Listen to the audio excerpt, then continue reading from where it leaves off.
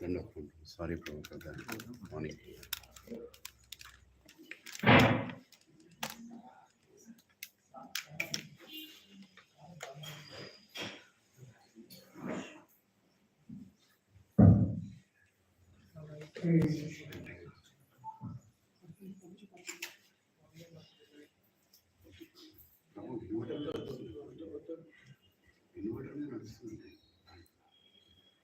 Power is gone. It's running on remote. It's sitting on the projector and actually light here.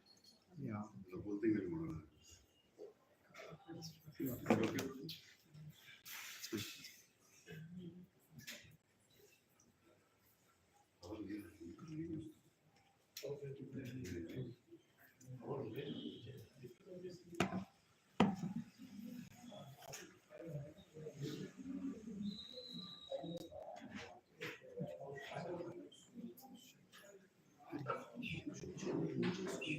Krishna Krishna Hare Hare Hare Rama Hare Rama Rama Rama Hare Hare.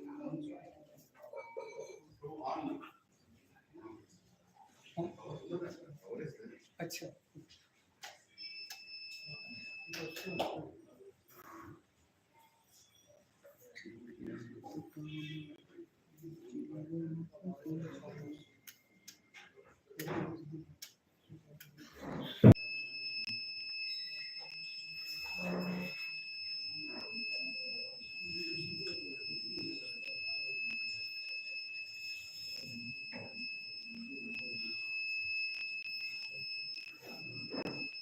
Hare Krishna. Is this on there? Hare Krishna, Hare Krishna, Krishna Krishna, Hare Hare, Hare Rama, Hare Rama, Rama Rama, Hare Hare.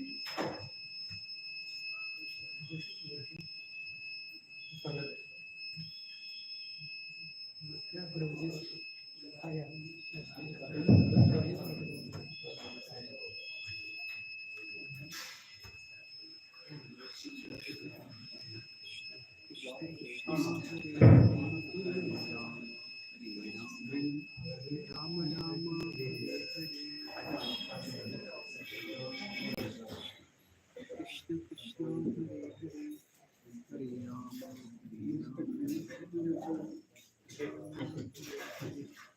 Hare Krishna Hare Krishna Krishna Krishna Hare Hare Hare Rama Rama Rama Hare Hare. That's working. That is also not. Now it is also not working. Earlier it was light, all light is on.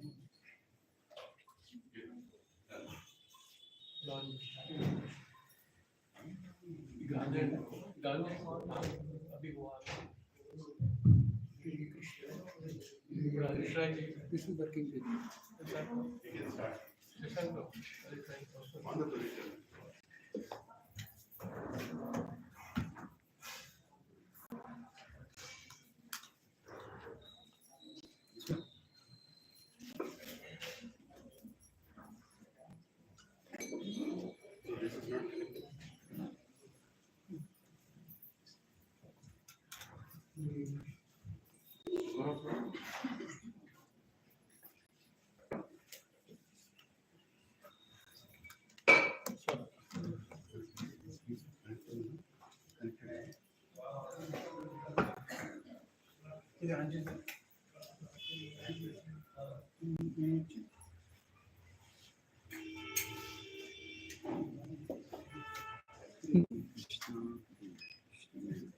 Krishna Krishna Hare Hare Hare Rama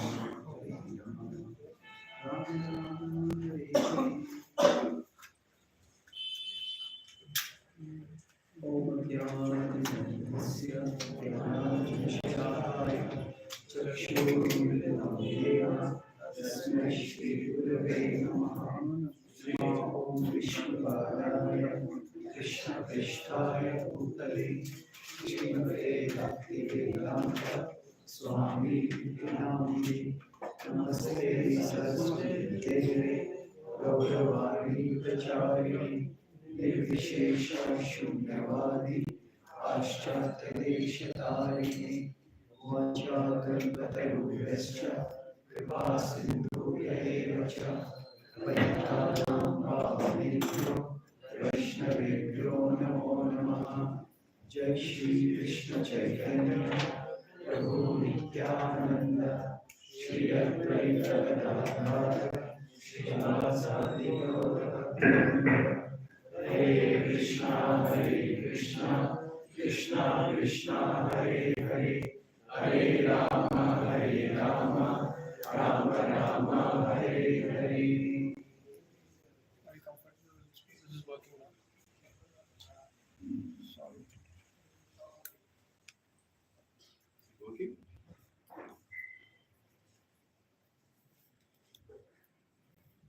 Hare Krishna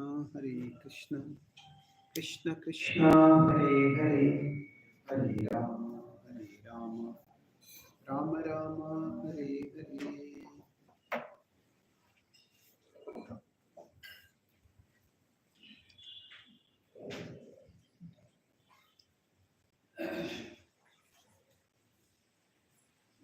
Hare Krishna. Thank you for coming today. Seems there are forces creating obstacles for every one of our sessions. I appreciate your determination in coming and being patient. Yatanta Shadudavata, as Krishna says. So today we will discuss about Krishna in Mathura. So let's begin with this 31st text, where you're not able to hear. Hare Krishna, Hare Krishna. So Akruram Asadyada Mukunda. So Mukunda, he God on the chariot of Krura had brought it. Chapotsava Chatum Mathuram Pravishta. So the sacrificial ceremony centered on the bow Chapo. Chapotsava, the bow ceremony it was. Mathuram Pravishta. He entered into Mathura. Tadas Paurai. So at that time, Paurai is the city, the Jagannath Puri. Puri, the adjective is Pauri. Pauri Jayati Tyabhashi. So Pauri is those who are people residing in the city. Jayati, they became jubilant. They said Jai, Jai, welcome Krishna Bhashi. So although Kamsa was the ruler over there, yet Mathuravasis celebrated the arrival of Krishna. And this was his entry into Mathura. So let's recite. Would anyone like to sing this? Yeah.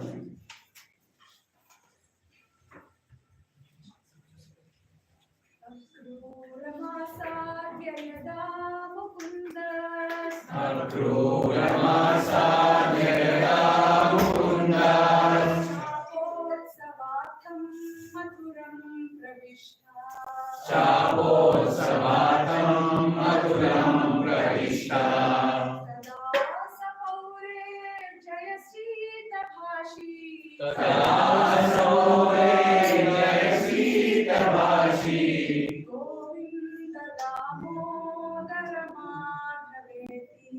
Govinda Damodara Madhaveti.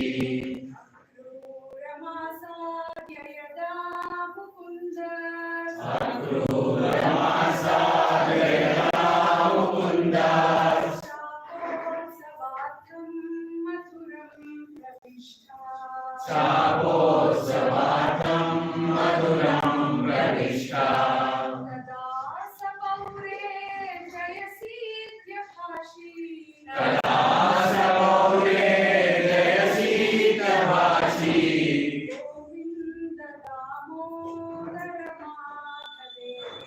Govinda Damodara Madhaveti. So here in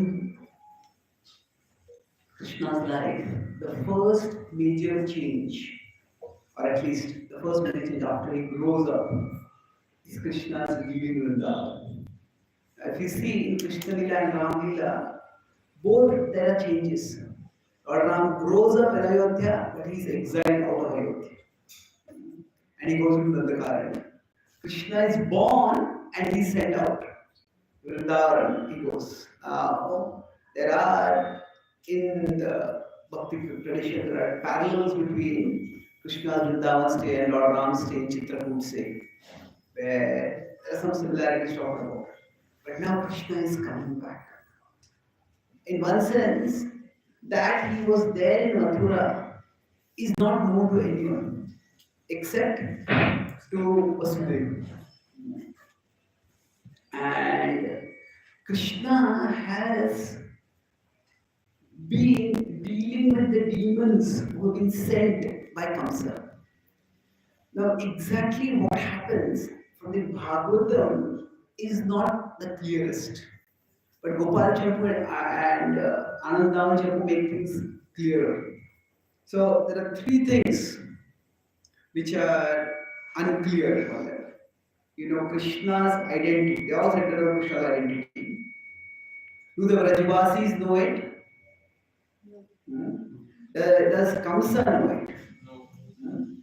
And the question is, does Krishna know it? Now, of course, we can say Krishna is God, but Krishna, within the Leela, how does he act? So, today we will discuss primarily Krishna's relationship with Kamsa first, and then we'll talk about Krishna and Vasudeva and Devaki, and then we'll talk about, if we get time, about Krishna and Uddhava also. Now, with respect to Krishna being in Vrindavan, Kamsa at one level is told, he thinks that the Devatas, they lied. That Kamsa is a cruel character, but he's also a curious character in some ways. He's not a villain just like Ravan. Ravan is almost always villainous. It's never that he has any hesitation about his villainy. There is one time Duryodhan even thinks, at least for some time, that maybe Krishna is really God. On the fourth day of the war, when he faces severe reversals, and then he asks Bhishma, how is it that my army is so much more powerful? I have more experienced warriors, still I am being defeated. How is this happening? And then Bhishma says, oh Prince, I have cried myself hoarse trying to explain to you that as long as Krishna is on the opposite side, there is not, and there will not ever be any army that can defeat the army on the side of Krishna. At that time, Duryodhana has become a little humbled. He wanted to defeat Bhima, but not only was he defeated by Bhima, he was defeated even by Bhima's son Gatotkacha on that day. So you can say humility or humiliation, whatever it is. But he's becoming introspective. And that's the first time he really asked, who is this Krishna? Now, it wasn't he knows Krishna as the Yadu Prince. Even when Krishna was present, not everyone accepted him as God. So we'll talk about Duryodhana's relationship with Krishna more later. But here, a point I'm making is, at this particular time, Duryodhana just thinks, maybe Krishna is God. And then that's the time when Bhishma speaks about Krishna's glories. And Duryodhana hears without any opposition. So then that night, when he's going to sleep, he's thinking that maybe Krishna is God. Going down to him will not cause any harm. So just before he lies down in bed, he turns toward the direction where Krishna's tent is, and he goes down, and then he goes to sleep. After many days, he has a peaceful sleep. But unfortunately, in that sleep, after he wakes up, again his attachment comes back. And he comes up with his own reasoning. He says, if Krishna were really God, And how could I have been able to defeat and defraud the Pandavas? How could I have been able to humiliate Draupadi like that? The fact that my schemes have been successful proves that Krishna cannot be God. So the idea is that ultimately faith is a choice of evidence. In this world, it is for us to decide which evidence we are going to focus on. Faith, there will be evidence for those who want to accept God's existence, accept Krishna's omnipotence, and there will be evidence for those who want to reject Krishna's position of omnipotence. So, for example, some pastimes when Krishna seems to get bewildered, especially Krishna's departure pastime, can be bewildering. So, these are called by Jiva Goswami and later Lakshmana Goswami as Asura Mohan Lila. That if somebody wants to be demoniac, then the Lord will give them reason to be demoniac. This is the meaning of Yatama Prakatyante. Krishna is it. But my point is that if you consider on the spectrum of villains, so Ravana is, if they consider villainy is there, it's always. Duryodhan, we could say is almost always. Now, in some ways, what Kamsa did was brutal. He killed small children. But Kamsa, he has mood swings.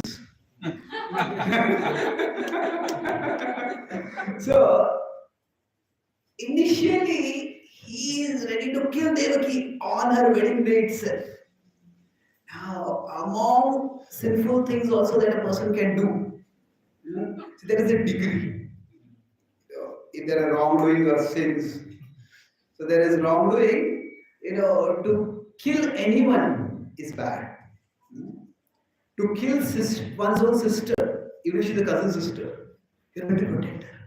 That's actually, you could say, bad square.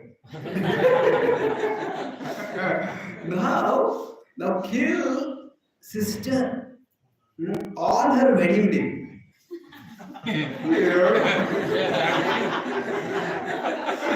That is bad cue, bad worst. At one moment he is ready to do that without any hesitation. One moment he is driving her, the embodiment of brotherly love. He is personally carrying her chariot as a charioteer. And then suddenly he is about to kill her. And then he stops, Vasudev pacifies him.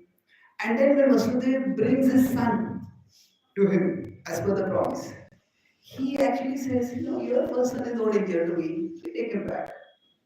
So, and he seems to be very, he's a good person, at least. Oh, you're honorable. But then he's told, actually the devatas are very cunning. They may say the first, some people say Narada Muni says this. Now the idea is Narada Muni also is to accelerate the Lord's appearance. This shows them a lotus and says which is the first, petal in the lotus, which is the eighth. So better be careful. Then he decides to kill all of them. But then, after that, the eighth child turns out to be a girl. And that girl turns out to be the goddess Durga. He's taken aback. In the Vedic tradition, even the demons were worshippers of devatas. That it's almost like at those times, worship. Like Krishna talks about Yajna Dana Tapa. So, doing some sacrifice, doing some charity. So, in various times, in various ways, actually, religion, in the sense of Yajna Dana Tapa. This, at those times, is actually almost like science today. What I mean by that is, science also acknowledges that there is some higher power. Now, science may not accept the higher person behind that power, but the idea there are laws of nature. And we need to understand those laws of nature and we need to tap those laws of nature. Then we will increase our power. So similarly, in those times, the understanding was that there is some higher power. Now the higher power, of course, the whole devatas, and the understanding that the higher powers are there, and we need to tap that power. We need to worship. So the idea that there is something higher is common, but the vision of that higher, from science perspective, is mechanical. That there are just laws of nature, and they're mechanical, and if you just find out the way those laws work, we can tap them, and you can gain power. So there's a prominent atheist, Richard Dawkins, is considered the world's number one atheist. In fact, among atheists, he's considered such a champion that they have International Richard Dawkins Award for the best atheist of the year. And interesting, they use the word consciousness has become a very common word. It is it's the Richard Dawkins Award for raising human consciousness. So they consider that belief in God is primitive, undeveloped consciousness and raising consciousness. But anyway, so the point I'm making is he is a big champion of evolution, and some of his books he addresses questions by creationists and others about how can something happen by evolution. And at one point his reply is, if you can't figure out how evolution works, that's not evolution's problem, that is your problem. This is entirely religious language applied to evolution, isn't it? If you can't figure out how God does something, that is not God's problem, that is your problem. So, in one sense, faith is not rejected, faith is just redirected.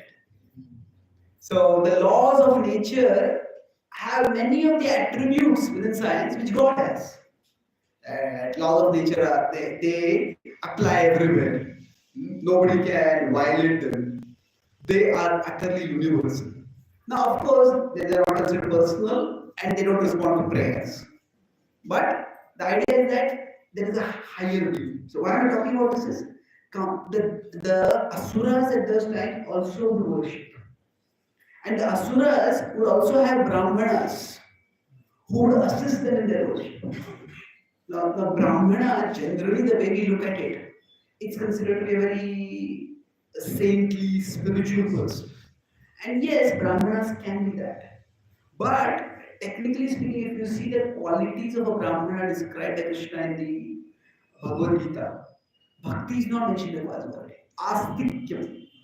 Astikya in the Vedic tradition means faith in scripture. And most of scripture is karmakanda. So that means Brahmanas have faith that there are higher beings whom, if we worship by these means, they will give us our desired results. So, in that sense, the Brahmanas were, if not scientists, they are more like technologists. Okay, this is the ritual. If you do this is a Putra Kameshti. If you do this properly, you will have a child. You do this, you will get raised. If you do this, you will do that. So, it's basically manipulation of nature. So that's one of, you could say, between religion and devotion. Sometimes the two are equated, but there is a difference. So devotion is, the mood is subordination. That I am subordinate to you, and that's how I want to be. Aham to akamasto bhakta tom cha swami anapashreya. Prahlad says that you are my eternal Lord. You are my unconditional Lord, and I am your unconditional servant. But religion, often the purpose is manipulation. Manipulation means that we try to use religious rituals and practices to manipulate God, or manipulate whatever higher power is there, so that power will do our will. Now, this idea of manipulation we can see very clearly, for example, in how Hiranyakashipu is seeking immortality indirectly. I can't grant immortality, grant me this. So he's trying to look for a loophole in Brahma's statement that I cannot grant you immortality. So in a backdoor way he tries to get immortality. And now what happens? He is a loophole finder, but Krishna is best at everything. So he's best at finding loopholes also. Yutam Chaitanya also. So what happens? Kamsa is also a worshipper. And he is a devout worshipper of the goddess. And therefore, when he sees the goddess has emerged from Devaki's womb, he's taken aback. He said, Devaki must be a very special person. See, generally, when something is expected to happen, and our expectations are falling, something different happens, or something opposite happens. So it takes time for us to process what is happening. What happened? If you come here for a talk about say the career of Bhakti, and if you come and you start hearing me giving all criticism of Bhakti, say what's going on? Then you may know, okay, I am actually taking the Puro Paksha and I'm going to refute all the arguments. But if you just hear that, it is what's going on. So it takes time for Kamsa to process. So how did first of all a girl come out? He expected he would be killed by now the Ashtam Garbha is described. So it's not, gender is not mentioned, but he presumed it will be a male. So first, how did a girl come out? And how did that girl turn out to be a goddess?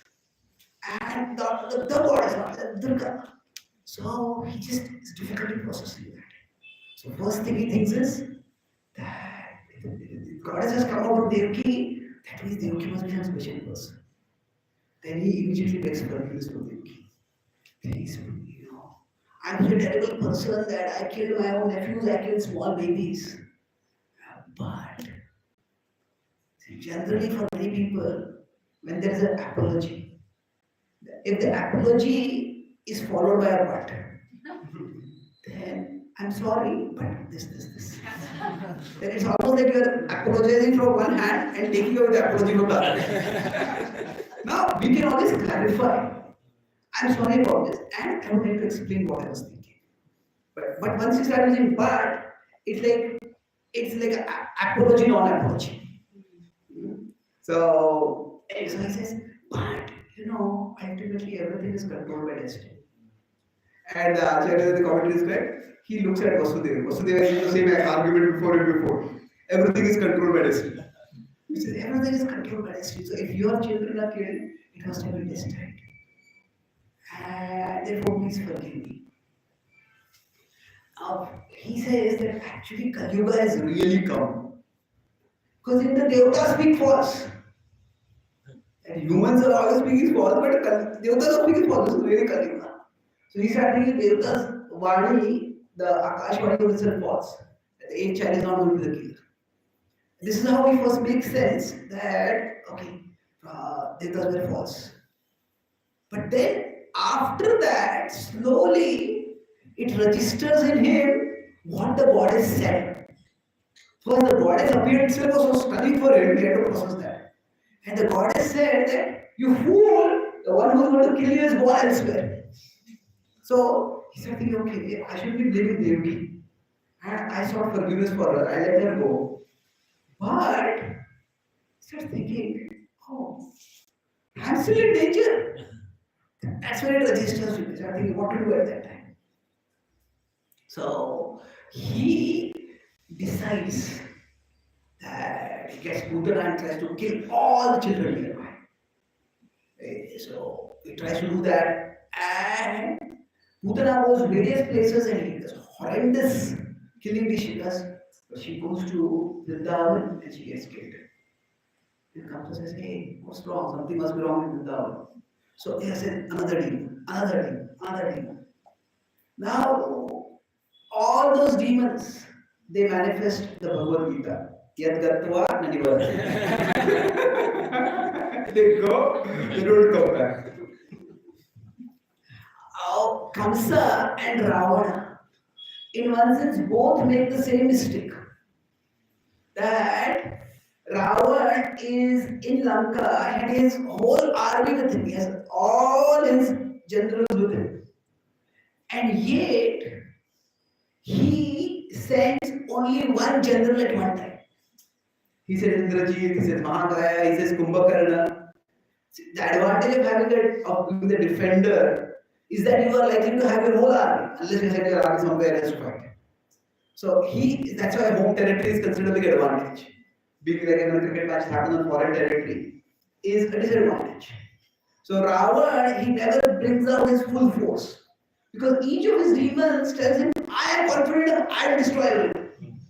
When Ravan comes, he says, I am strong, I don't need anything, I go alone.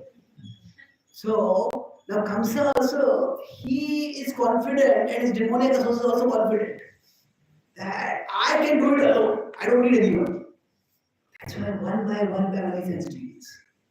And Kamsa has, like all demons, Kamsa has an ego problem. So sometimes some devotees ask that if Kamsa was worried that Devaki's child would kill him, and he arrested Devaki and Vasudeva, he could just have kept them in separate cells. Why did he keep them together? Now, the reason was Kamsa's ego. See, Kamsa had already defeated the Devatas. He had made the Devatas weak. Now he was thinking that if I can falsify the words of the Devatas, then nobody will worship him thereafter. Because in the history of the universe, in the Puranas, Devatas are sometimes defeated. But the Devatas' words generally are not falsified. And okay, one time they defeated, but ultimately Vishnu is behind the Devatas, and Vishnu will make sure that the words of the Devatas stay true. So he wanted that let her child be born, and instead of that child killing me, I will kill that child.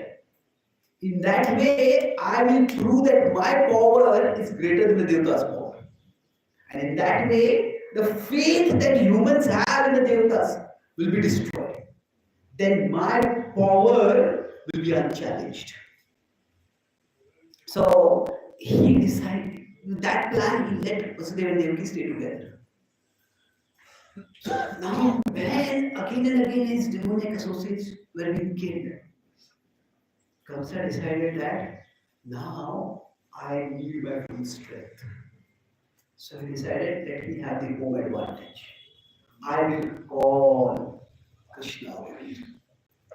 And we'll see that how the demoniac are foolish in the ends that they pursue.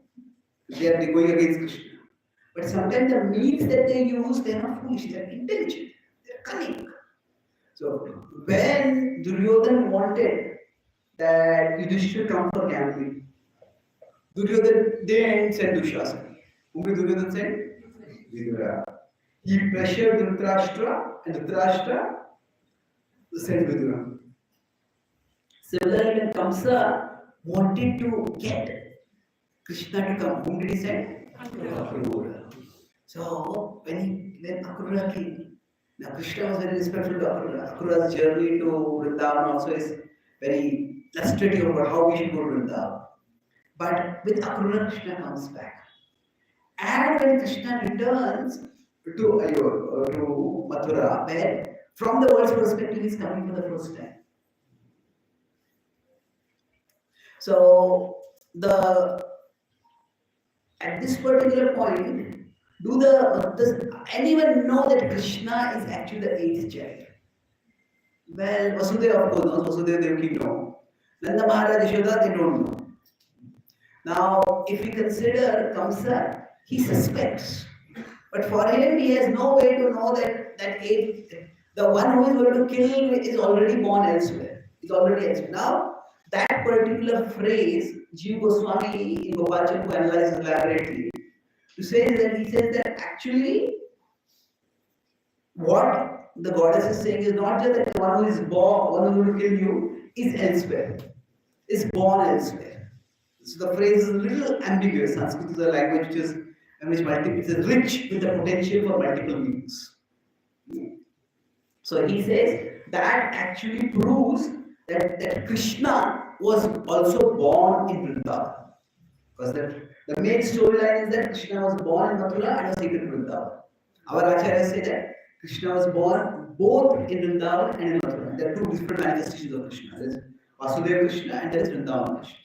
So Jiva Goswami gives a lot of scriptural reasoning drawing from hidden meanings from the verses to prove that. But either way, Krishna now comes. And when Krishna comes, at this point, Mathura and Vrindavan are not that far away. So whatever happens in Vrindavan, it is reported to Mathura. It is maybe a little distorted. So that Krishna killed the demons. The Brajavasis don't try to hide that. The Brajavasis sing songs about that. So in that sense, Kamsa knows it's Krishna. And he is prepared. He is prepared with multiple arrangements to try to get rid of Krishna. Now the Mathuravasis over there, they are said to be in two groups. None of the Mathuravasis are completely devoted to Kamsa. See, those who are tyrannical rulers, they may have followers. But they may have their followers' heads, followers' hands, but tyrants can very rarely get their followers' hearts. What the follower's heart is, when will you go and I'll get your position? That is where the heart is. So tyrants rarely get followers' hearts. Then people may follow because of fear. So among the Mathuravasis, some were so afraid of Kamsa that they don't show any regard for Krishna when he came. But many of the Mathuravasis, they were jubilant when Krishna came. Jayaditya Bhashi. That those Mathuravasis who, despite living in Kamsa's kingdom, are not afraid of Kamsa. And this is what enrages Kamsa. Eventually, when the wrestling match starts, and Krishna's arrival receives far more cheers than the arrival of Kamsa's celebrated wrestlers. Kamsa can't bear that. It says the India-England match, and now there are so many Indians in England that that the Indian cricket team's arrival gets more cheers in England than the English team's arrival. So now Kamsa has made multiple arrangements. First is he has got the elephant. What is the name of the elephant? Kolyapya. It's a deadly elephant. And Krishna just Kolyapya very effortlessly. Actually, the way Krishna kills is also remarkable. Krishna, for the elephant, the tusk is the strongest thing. And Krishna dodges the elephant and turns around and rips off the tusk itself. And then uses the tusk to kill the elephant. And then carries the tusk. It's like you defeat the enemy and you kill the enemy with the sword of the enemy. Well, that is even more humiliating. So it's like a total defeat. And then with the wrestlers. Initially Krishna used to play and he says, actually we are not wrestlers, we are all professional wrestlers. How can we fight? The Kamsa says, actually, you kids, you wrestle when you are playing, I know about that. And you kill demons also, that's what they say. So fight against the spectators, they are opposed to it. This is an unfair match. But Kamsa insists, and then Krishna starts fighting with them. And then one by one, all those wrestlers are defeated. See, generally in a fair wrestling match, it's not just the size of the two competitors that make it unfair. It's that if one wrestler has to fight against multiple wrestlers one after another, because each wrestling bout is going to tire the person. And if they're tired, the next person has the advantage of being fresh and energetic. But Krishna defeats everyone. And then finally, Kamsa just can't bear it. Each time Krishna defeats a demon or defeats a wrestler over there, the crowd start cheering more and more. Even those people who are afraid of Kamsa, they start losing the fear. And for a tyrant, their greatest fear is that people may not have fear of me. Not that I lose respect. There's a Western you could say, politician or political advisor called Machiavelli. And Machiavellian techniques are considered quite underhanded techniques for protecting power. So sometimes Chanakya is called as the Indian Machiavelli. But Chanakya's principles are quite different. But anyway, Machiavelli said, a king should not expect or desire to be loved or respected. A king should desire and seek to be feared. So that was his idea. So Kamsa could not bear that everybody was cheering his opponent, and suddenly he just went, he snapped. Finally, he ordered his soldiers, he says, arrest Nanda Maharaj. He says, arrest Vasudeva and Devaki, kill all the cowards, kill all those who are cheering, go to Vrindavan and destroy Vrindavan. He just went mad. Because somebody loses their sense, and if they have power, they just abuse their power. So that somebody has been defeated, okay, just use whatever weapons you are, destroy whoever. When Krishna sees this, Krishna decided that enough is enough. And Krishna is in the wrestling arena. Now the wrestling arena is described, it's somewhat similar, the way the description comes. In there these Roman amphitheaters would be there, where people would do bullfighting. So the idea is the audience would be sitting higher, and the spectators would be in the middle of the ground. That's how most grounds are, that people can see very easily. The king was sitting higher. So Krishna had been fighting with the wrestlers and killing all of them. When Kamsa sees this, Kamsa especially says, attack Nanda Maharaj, arrest Vasudeva. Krishna just decides enough is enough. And Krishna charges towards Kamsa and just leaps up. Now Kamsa is ready with the sword, but Krishna is just so blindingly fast that Krishna just starts pounding him. And then after pounding him, both of them, they fall into the wrestling arena. And Krishna just beats him to death. And then drags him along. So in one sense, if you consider the sheer amount of drama involved in various other pastimes, that Krishna goes into Aghasura, it appears as if he's killed. Krishna is carried away by Trinavat. Krishna is swallowed by Bakasura. There are many other demons who seem to endanger Krishna much more. And it's like the climax, the biggest of all the demons, the demon who has sent all those demons. That, the killing of that demon seems to be almost like an anticlimax. It just happens so effortlessly.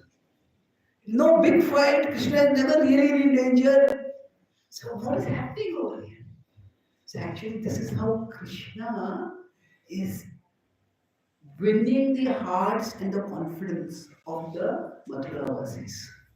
That in one sense, Krishna is like a unknown element. You've heard about it, but it's an unknown element. He is coming to Kamsa, who's an extremely powerful and tyrannical king. And Krishna is showing that actually is no match to me at all. So they say in tennis there's a world #1 player. And there is some player who's not even has a seed, he's unseeded, he's come through the qualifiers, has come. And that person comes to the finals and defeats the world #1. Doesn't just defeat, it's just 6-0, 6-0, 6-0. It's taken completely. So Krishna just completely crushes Kamsa. There is not even a fight. And this is in one sense primarily to reassure everyone. He drags Kamsa along to show that he is no power, he's dead for real. So Krishna's entry into Mathura is you could say in many ways the ultimate dramatic entry. In every movie, the hero's entry is often quite dramatic. The hero may come charging on a bike, the hero may jump down from the helicopter or whatever. Now Krishna, he just comes through a chariot, but what he does in his entry scenes itself in Mathura. So it's like a small town boy coming to the big city now. That's like Krishna here. And Krishna's appearance there is sensational. He just defeats Kamsa completely and reassures the Mathuravasis. And all the Brajavasis, they're celebrating, it's like somebody from a small village or a small town becomes a big town, big champion. And this is from my village. He said, But the Brajavasis are so filled with pride seeing Krishna's accomplishment. And till this point, it's total celebration. And actually, Krishna, when he tells the gopis that I'll come back, in one sense, Krishna's plan was to come back. And after Kamsa is killed, then Krishna takes the crown that is on Kamsa's head. And now everybody is expecting he will put on the crown. Krishna takes the crown and he goes to Ugrasena and he offers him the crown. He says, this is a crown that was unlawfully seized from you and I am returning it to you. Now everybody is touched by that show of respect, that humility. Anybody who is humble, you could say that that is pleasing. But if somebody is humble because they have no power, then okay, at least you don't have arrogance. Yeah, to have no power and to have arrogance, that is like the worst combination. But the best combination is to have power and have humility. That is extremely endearing. So Krishna shows that and everybody is pleased by that. But then the Yadus say, Dad, you cannot go. He says, no, I am a Brajavasi, I am going to do the Lilananda. He says, no, you are the rightful heir. He says, you are the son of Vasudeva. He says, no, I am Nanda Maharaj, Yashoda's son. He says, no. He says, you are Vasudeva's son. According to the prophecy, the eighth child of Vasudeva was supposed to kill Kamsa and you have killed Kamsa. Therefore, you are Kamsa's son. Sorry, Vasudeva's son. My God.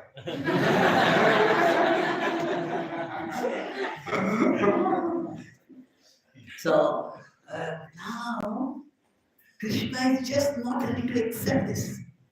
And then, the Yadus take a alternative track.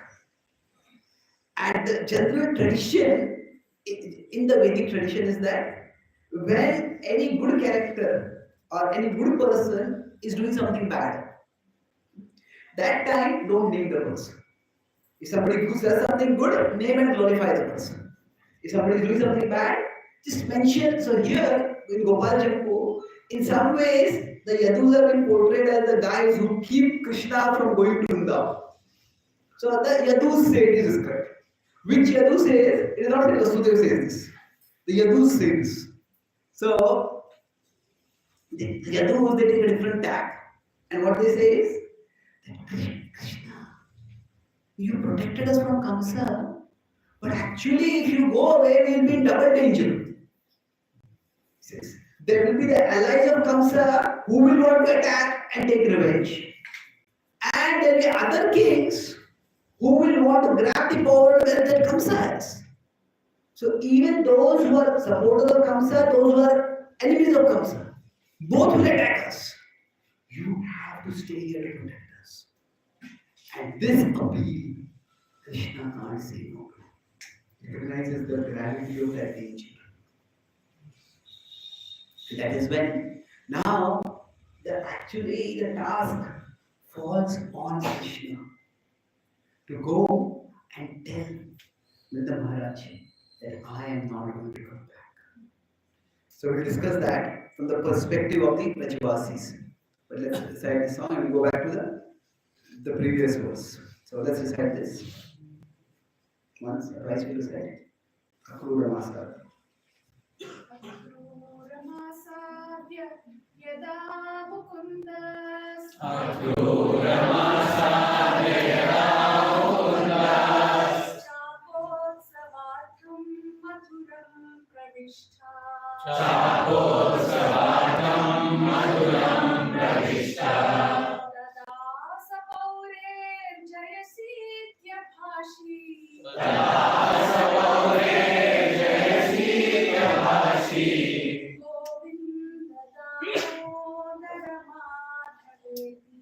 Govinda Damodara Madhaveti Masadya Yada Mukundas Akrura Masadya Yada Mukundas Chapotsavatham Mathuram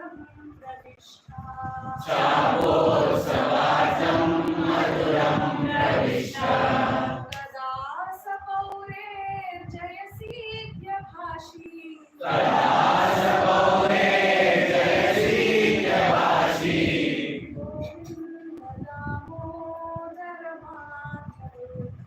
Govind Damodar माधवेति.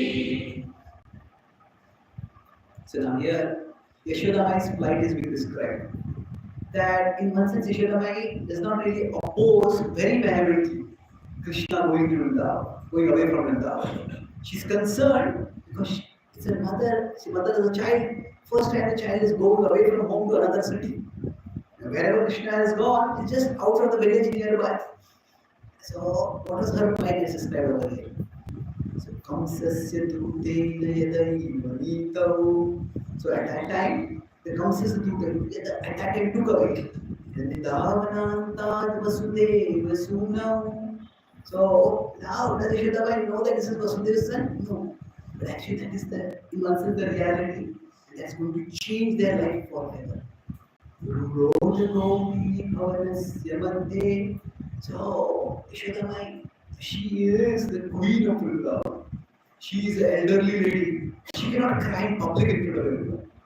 She cannot express her emotion. She has to have some royal dignity to show.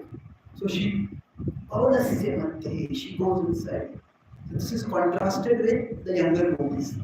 Younger gopis, Vishnuja Lajjam Rudu Susmaran is described. That they give up all shyness, all modesty.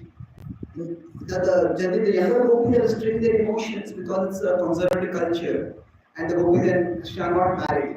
So for the gopis to explicitly show their affection toward Krishna is inappropriate. At that time when Krishna is about to go, they say, what is the use of modesty if our life itself goes away? And that's why they just rush out and they try to stop Krishna. So the way the younger gopis express their emotions at the fear of Krishna's departure, and the way Yashoda Mai is expressing their emotion, it's different, it's almost opposite. But both of them are emotionally very affected. Now, the gopis, they have this gnawing sense of apprehension that Krishna will not come back. Yashoda Mai, for her, that is not so much a fear. She has a fear, what will happen to Krishna because what will happen to him? There are so many dangers that come to being here. The city, there, Kamsa is a dangerous person. And now the Rajavasis, do they really know that Kamsa has sent the demons? It doesn't seem that way from the Bhagavad Acharya's commentary. So they know that Kamsa is a dangerous person. Kamsa has arrested his own father. So he's not a person to be fooled around with. That's why the Rajavasis regularly go and do their taxes on time. That's not antagonizing anything. But whether Kamsa had sent all the demons, some places it seems that they know. But most of the times, Yashoda Mai's fear is not so much that Krishna is going into the presence of Kamsa. If they had known that it's Kamsa who has sent all the demons, they would not have agreed for him to go with Mathura. He's saying that I've heard your son is very powerful. He will enjoy watching a wrestling match. I'm having a big wrestling match. Please send your son. This is just an invitation from the king. How can you say no to that invitation? So we have to go. But for her, the fear is separation from Krishna. Krishna is going there first time and what happened to him. So let's recite this. Ruro the gopi, she's inside her chamber, she's crying.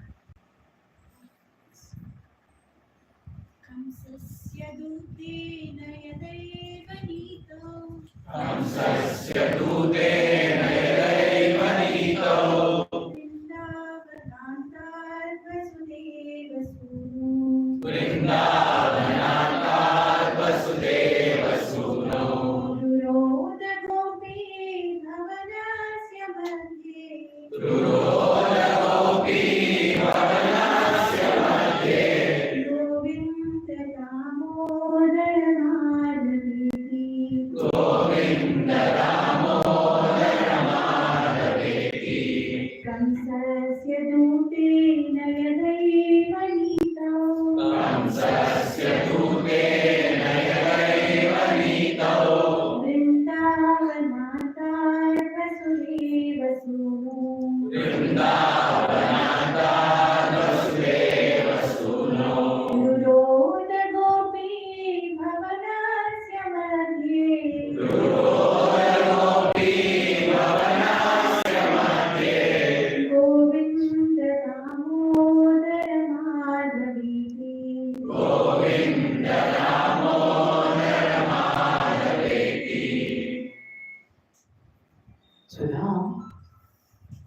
Krishna is caught, if you want to use today's language, Krishna is caught in the middle of a custody battle.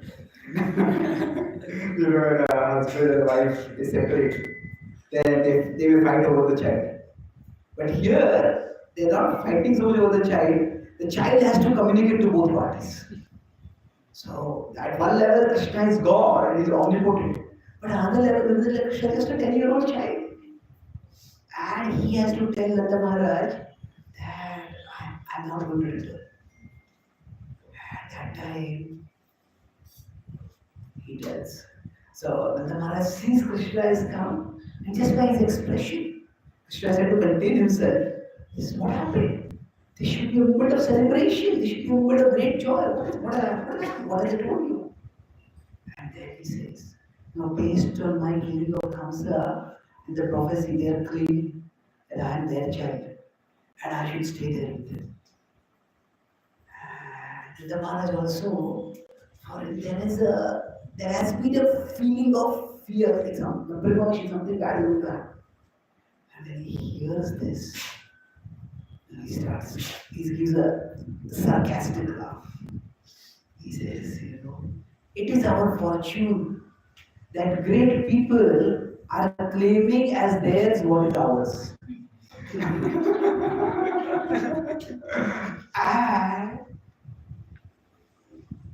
he says, okay. He says that if they want you to stay here, then we will all come and stay here with you. And Krishna says, you cannot come here. We are all Gopals, we will take care of our cows. And our cows are so many in number now that there is not enough grazing land for them around Mathura. He says, okay. And Yashoda will come and stay here with you. He says, but now you are the kings, you have to stay with them, you have to take care of them. Then he says, okay. And every week we'll come to see you. And then Krishna says, no, you can never come to see me.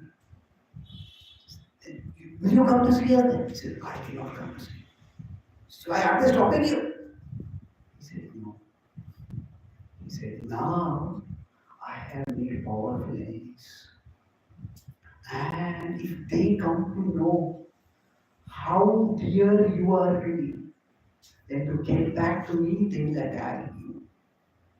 And I cannot protect both Vrindavan and Mathura at the same time.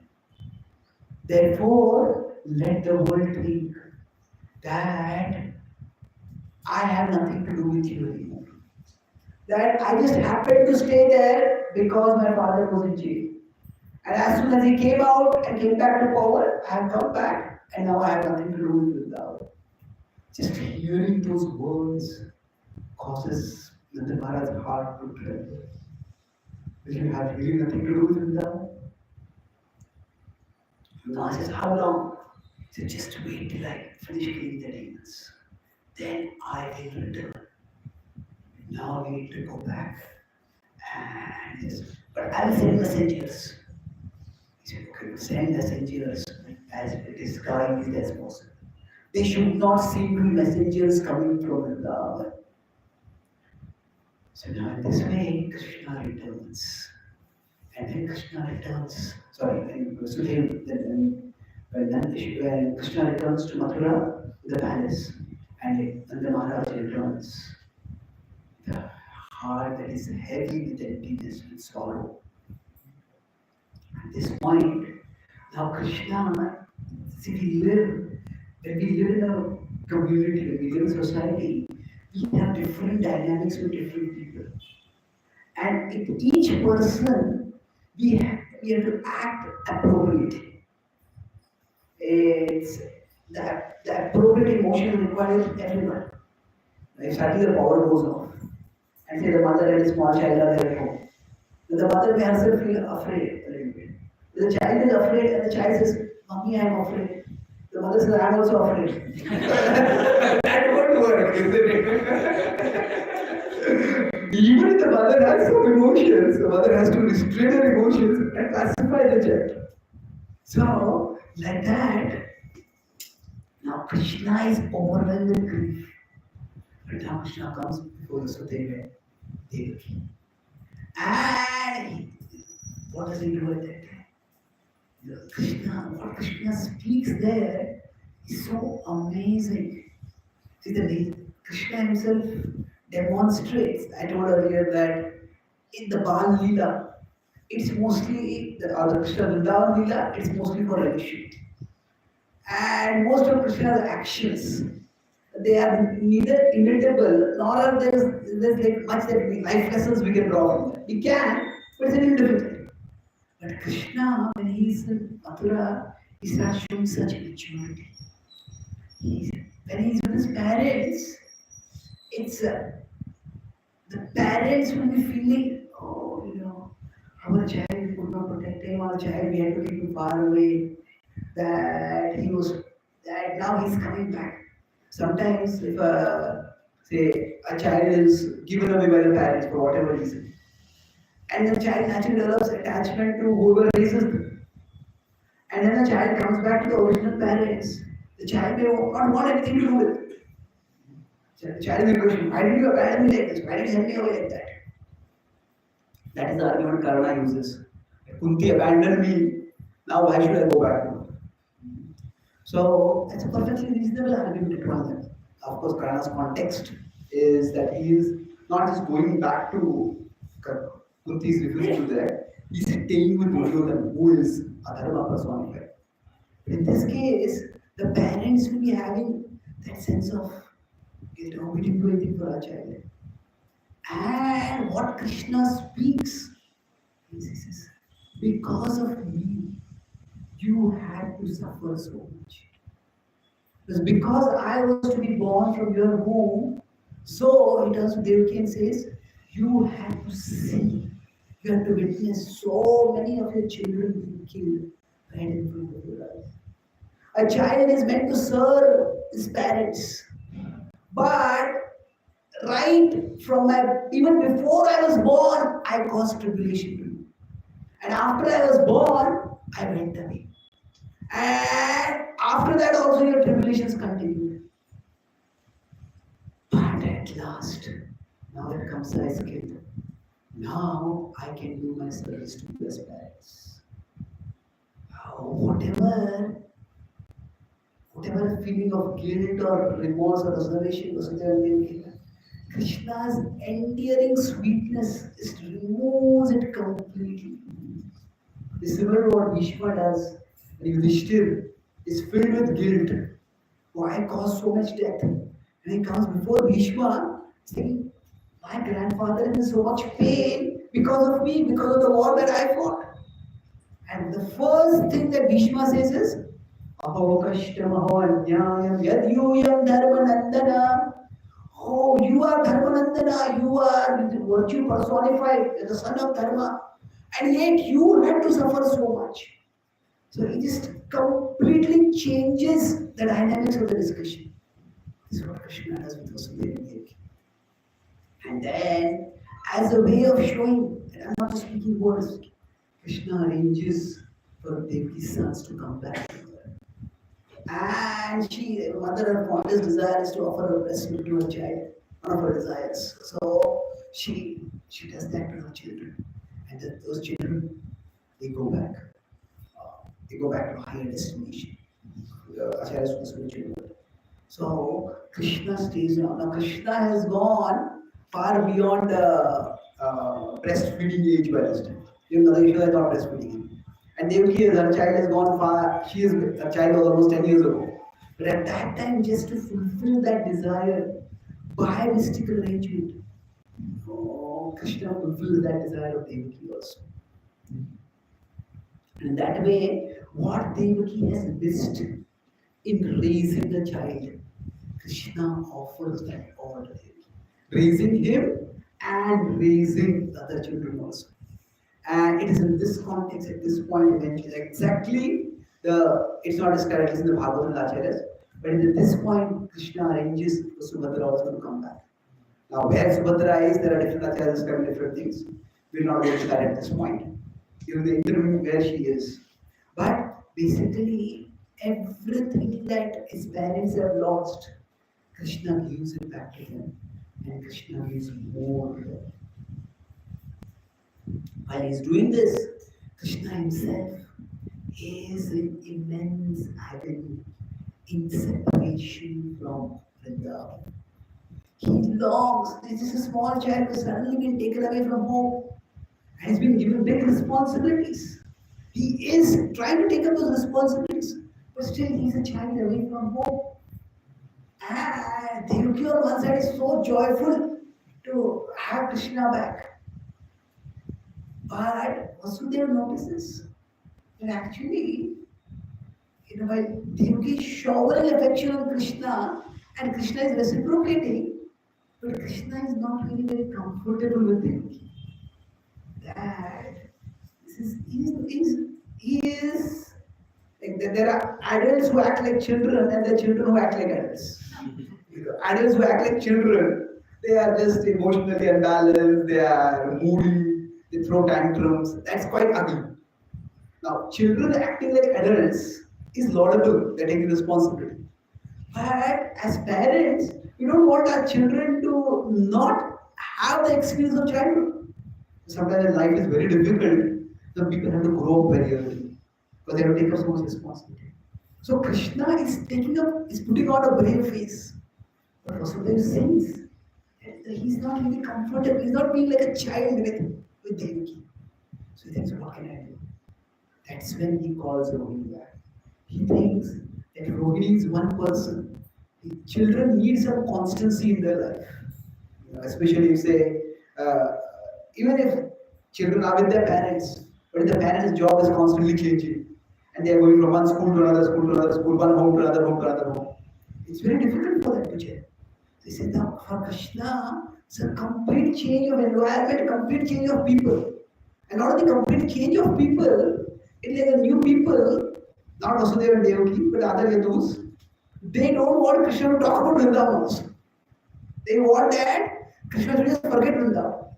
Because a part, it's not that they hate Vrindavan anyway, but a part of them is afraid that Krishna will leave us and go away. And it is, they love Krishna and they also want Krishna because Krishna will protect them. So they don't want Krishna to go away. And so whenever Krishna wants to talk about Vrindavan, they all start disapproving. And Krishna doesn't want to displease them. And so Krishna doesn't speak about Vrindavan at all. So then at that time, Vasudeva thinks that at least Rohini will be a constant. Now of course there's one more constant for Krishna. Who is that? Balaram. Balaram is there, but Balaram is still a child. The Mathura everybody knows Balaram is Vasudeva's son. This Rohini's son is Vasudeva's son. So they don't have fear of Balaram going to Vrindavan, or Balaram falling too much in love with Vrajavasis and going back over there not coming back. So still Balaram is still a child. His words don't have that much sway. So then the Rohini comes back. And both Vasudeva, both Krishna and Balaram ran under the embrace of Rohini. And they pour out their heart. And they pour out their heart. At that time, Rohini understands, no, says, I will talk with them. And then she tries to talk with them and she says that how much the Vrajavasis, how much they love Krishna, how much Krishna loves Vrajavasis. And the Mathuravasis say that, hey, you are meant to be on our side. Why are you on their side? What do these Vrajavasis do? Do they feed you so many sweets that you lose awareness of whose side you are meant to be? How are you going to drive like this? And they speak this, then Rohini also, I can't speak anything more. So this is where Krishna and Balaram, they have always been very close to each other, but previously there are so many Gopas. This is Krishna and Balaram, at that time, they come very close to each other. And it is at this time, Krishna makes one more friend. Who is that friend? Uddhava. So, should we take Uddhava next tomorrow? Should we continue now?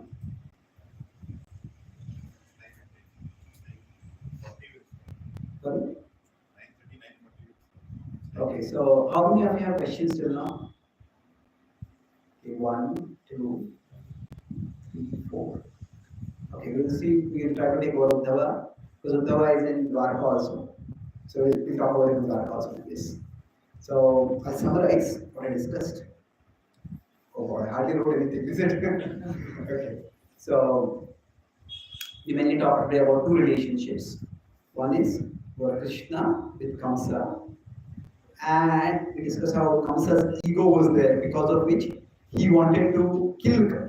He wanted to not only just he wanted to let the child be born, his killer be born, and he had him killed over there. So his ego was his biggest thing. Now he also had, as we discussed, mood swings. Mood swings not because he had a change of heart, but it was because he thought the goddess is very powerful. We discussed how religion and science were very similar at that time. In the sense that tapping a higher power, the purposeful manipulation, the purposeful what is mostly manipulation here. So now what Krishna does is, Krishna in one sense doesn't just defeat Kamsa, but he demolishes his ego also.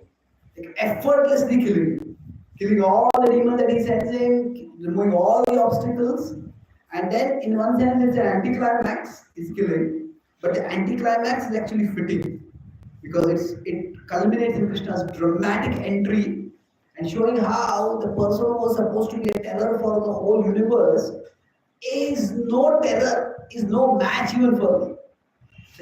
He doesn't just kill Kamsa, the ego which is so big in Kamsa, Krishna destroys that ego completely. And then we talk about Krishna with Vasudeva and Devaki. So we talk about the Yadus.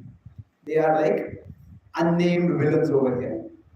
Not villains in the normal sense of the word, but villains in the devotional sense that they don't want Krishna to go back to Vrindavan.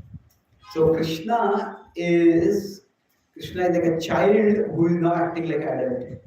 He pacifies the Maharaj and sends him back peacefully, and he has to be the adult. So Vasudeva and how Krishna, how he deals with, how he respects his parents. Rather than making them feel guilty for abandoning him, he says, I am guilty for abandoning you. In that way, he just wins their heart. He fulfills their desires. All the pains that Devaki has gone through, he fulfills her heart's desire by getting her sons to come back. And then finally,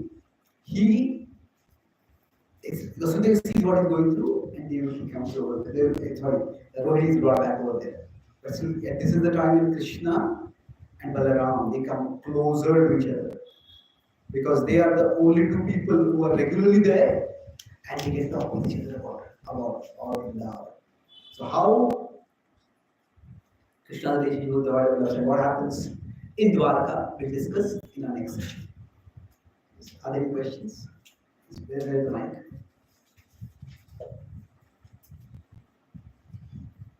Krishna Guru.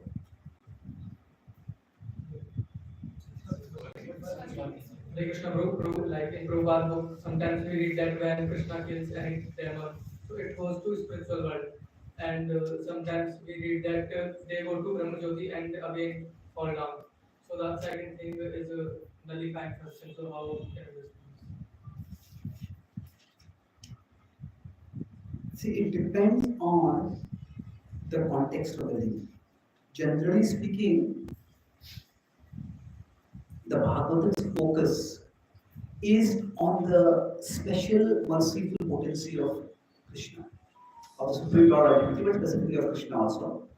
That when the demons, anybody in the presence of Krishna, they are liberated.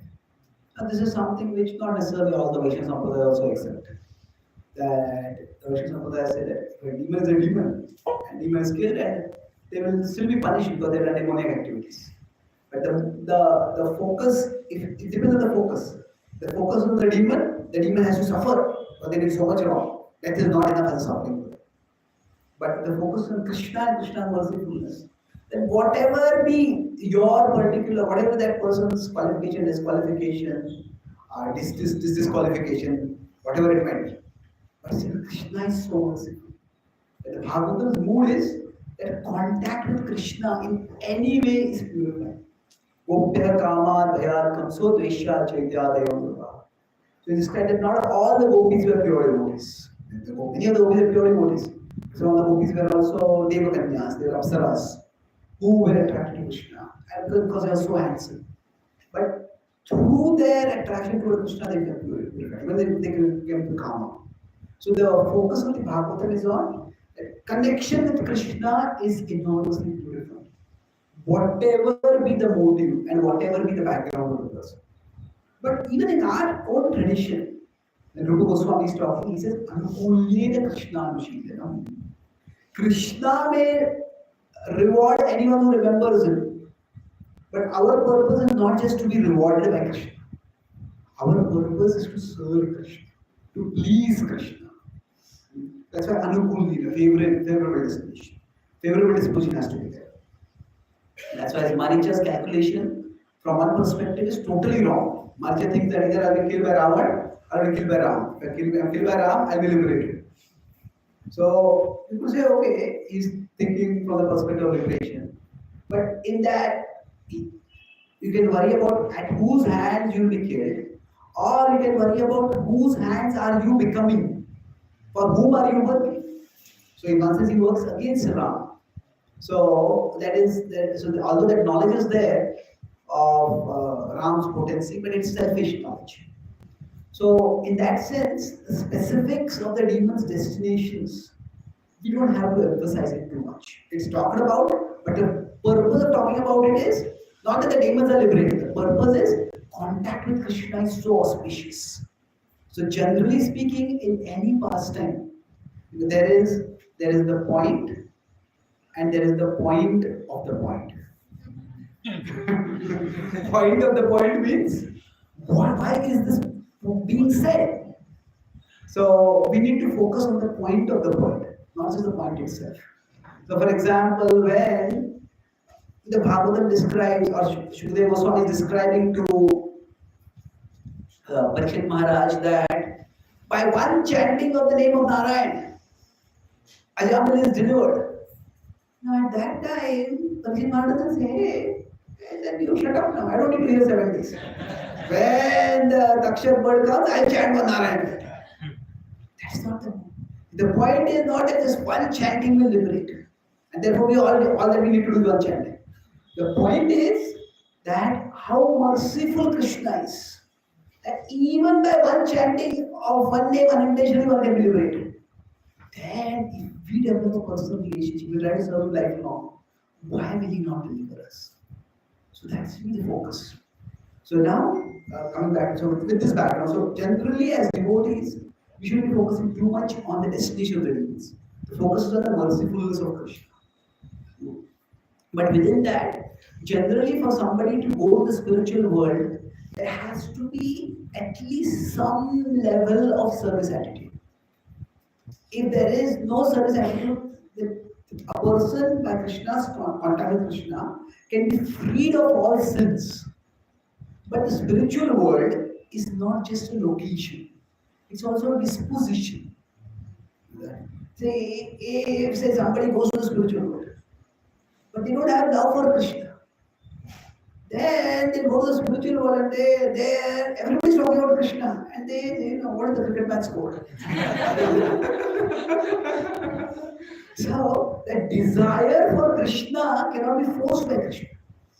What Krishna can do is, you may have a small desire and Krishna can magnify the desire.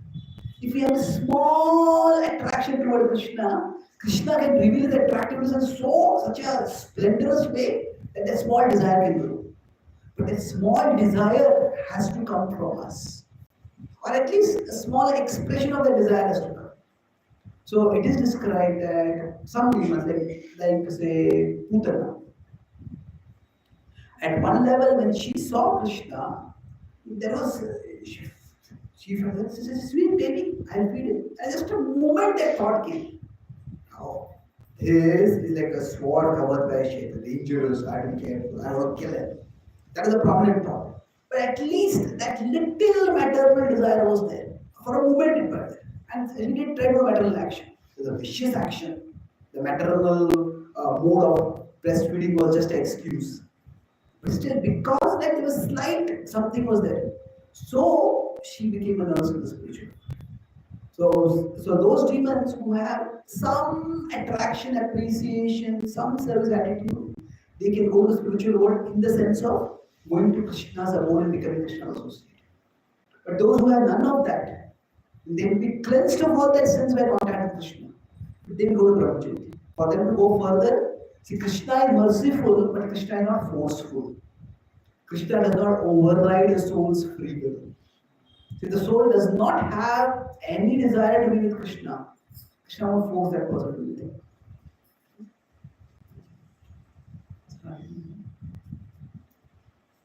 Hare Krishna, Prabhuji. Okay, so Prabhuji, when Krishna was in Vrindavan, we know that Yashoda Maya and Nanda Maharaj, they don't know that Krishna is the Supreme Personality of Godhead. So they give a lot of love and affection. And even though Krishna is doing all those, leelas, because of Maya and Yashoda Maya was completely, she's taking as Krishna's son. But Devaki and Vasudeva, they know that Krishna is the Supreme Personality of Godhead. When Krishna returned back to Mathura, and when you said that he has wanted to serve, so how should we take it? Because they know that there is Supreme Personality of Godhead, Krishna is Supreme. So how Devaki and Vasudeva will take that as a service from Krishna? Even when someone knows that Krishna is God, it is not necessary that that is in the forefront of their awareness constantly. See, even Arjuna doesn't know Krishna is God. Well, many times he's heard about it, knows about it. But the primary mode of the relationship is fraternal, is friendly relationship, Sakhi Bhava. So similarly, for Vasudeva Devaki, the intimacy of Vrindavan may not be there. But still, it is not that we can have Vatsalya in the presence of full Aishwarya. If you really know that Krishna is God and that's constantly there in someone's awareness, they can't really think of Krishna as their child at all. They do still think of Krishna as their child. Even Krishna manifests the four-handed form when Krishna appears first. Devaki, she offers prayers to Krishna, but towards the end, what is her prayer? Krishna is such a extraordinary form, I want him to hide you. So take some ordinary form, but I'll hide you. That's her mood. Please take some ordinary form. Even if she's seeing Vishnu, the motherly mood is such that she's not thinking Vishnu has come to protect me. This is my child, and it's my duty to protect her. So the maternal or the parental mood does come up constantly. There may be awareness, but because the service attitude, and especially the attitude of serving in the mood of a parent is so much that a devotee feels that I have to protect. It is my service to protect.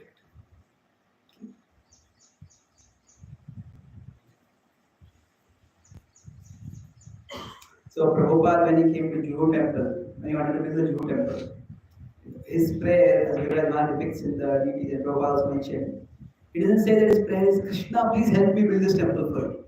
Krishna, I will build a temple for you. Please tolerate staying in this simple place till the temple is built. Now, so we know the deity is Krishna, but at the same time, the deity is, we have invited the Lord so that we can serve the Lord. So the mood is that I want to serve you, not that you help me. That may be there at times, but the overall mood is that I want to serve you. Hare Krishna Prabhuji, Dhanavad Pranam. Krishna Katha itself is the highest matter. Thank you for making it more cherishable for all of us. Humble obeisances for that. Prabhuji, it's more of a clarification for me. You have mentioned that there are two Krishnas born. One is in Mathura, who is a Vasudeva Krishna, and one is the Yashoda Krishna in Vrindavan. I also heard that from some of other lectures from our own parampara. But what I want to check with you is, Prabhuji, as my understanding goes, this is not mentioned anywhere in Bhagavatam. Please correct me if I am wrong. Is there any reference for this particular episode that there are two Krishnas born, and it also says that Vasudeva Krishna is attracted to the Yashoda Krishna and he got merged with him. So can you please enlighten us on that? Yeah. To some extent, the Bhakti tradition is a tradition of ongoing revelation. So, Krishna Lila is revealed, Krishna is mentioned in the Upanishads, Gopal Upanishad is about it. But then Krishna is mentioned much more in the Puranas. Now Krishna is described much more in the Acharya's writings work. The Ras Leela, the Raga Leela of Krishna, they elaborate it further. So in that sense, there's an ongoing revelation. Krishna is not bhakti is not static, it's ecstatic. So as I said, Jiva Goswami used 3-4 references, I don't remember the others, but he talked about other places also. One more place, Krishna was born in Mathura. Where is that? Gopi Jayati Vedika Janmana Raja. So he's saying that, okay, you could argue that the gopis don't know, they're ignorant, and that's why they are speaking that Krishna is born Raja. But the gopis later on say that also Devaki, or whether or the fourth verse or fifth verse. That you are born to the Yadus. That's Sattvatam. Sattvata is not the, they say that you are Yashoda's son, but you are also Sattvatam. And then also the gopis talk about future demons who are going to be killed. So he says that gopis in the Gopi Gita, when they are praying, they are not just praying as gopis. They are also praying in one sense as souls who are very, very wise, aware of Krishna's position. At the same time, they are also filled with love for Krishna in the Madhurya Bhava. So then he used references which indicate that Krishna was born in Vrindavan also. Now, how exactly that happened, that's not described in the Bhagavatam. But there are indirect references to it. So now, is it that Vasudeva Krishna is attracted to Vrindavan Krishna? Well, yes, Vrindavan Krishna has a particular intimacy. But now that particular pastime again may not be in the Bhagavatam. The Bhagavatam has the idea of Mahavishnu being attracted to Krishna also. And so in that sense, it's not an unreasonable inference. So the understanding which I have found the most easy to reconcile. See what happens is, it's not that all the acharyas, their commentaries are exactly building one upon another. Sometimes the acharya is commenting from one perspective, and the acharya is commenting from another perspective. So then we have to piece the things together, like a jigsaw. Like one part of jigsaw puzzle comes over here, one part of jigsaw puzzle comes over here, and it's we who have to put the pieces of the puzzle together. So the way I find it most reasonable, there might be other ways, and my study is not huge in this, that when Vasudeva Krishna comes or is carried by Vasudeva across the Yamuna river, at that time, from the basket held above his head, the baby falls down the ocean into the river. And Vasudeva is frantic. What has happened? What has happened? He searches and finally he finds. So actually that he said that Vasudeva Krishna enters into Yamuna and disappears over there. And then then after that, when Krishna goes back, so what happens is that contact with that particular thing. Now he gets Krishna back and he takes Krishna back. So now he puts Krishna over there, it's dark in her maternity ward, so he doesn't see what exactly that is, any other child or a second child. He takes a girl from there. So now exactly what happens? Is it that there are two children over there, that there are two children already, and he takes one and doesn't see the other at all, and then the two become one over there? That's possible. The other explanation is that actually at Vrindavan Krishna, he replaces Vasudeva Krishna in the river. And then now when Krishna goes back with Akrura, he says, I want to take a bath. And Akrura, Krishna does not give any sign of his divinity while he is talking with Akrura before that. But in the water body, Akrura sees, oh, this Krishna is actually, Krishna Balram are actually Vishnu and Anantashesh. So it is also said in one commentary that that's where, again, Vrindavan Krishna enters into Yamuna and then he comes back and he goes back to Vrindavan. And in unmanifested form, he enters into the heart, devotees' hearts. Whereas it is Vasudeva Krishna who emerges, comes on the chariot and goes with Akrura. And Vasudeva Krishna is the form of Krishna who actually comes come to Leela, who has come to establish Yuga Dharma. And Vasudeva's prayers are also about the various avataras, and it's very Aishwarya full of prayers. So the specifics are a little there are different acharyas and it's a little difficult to piece everything out in a very precise way that reconciles every acharya statement. Thank you. So if there are any other questions, we'll continue tomorrow. So this we'll talk about this. Thank you very much. Shri Krishna Bhagwan ki jai. Shri Prabhupada ki jai. Gaur Bhakta Vrinda ki jai. Gaur Premanand. Just trying to say this both reload and CSP.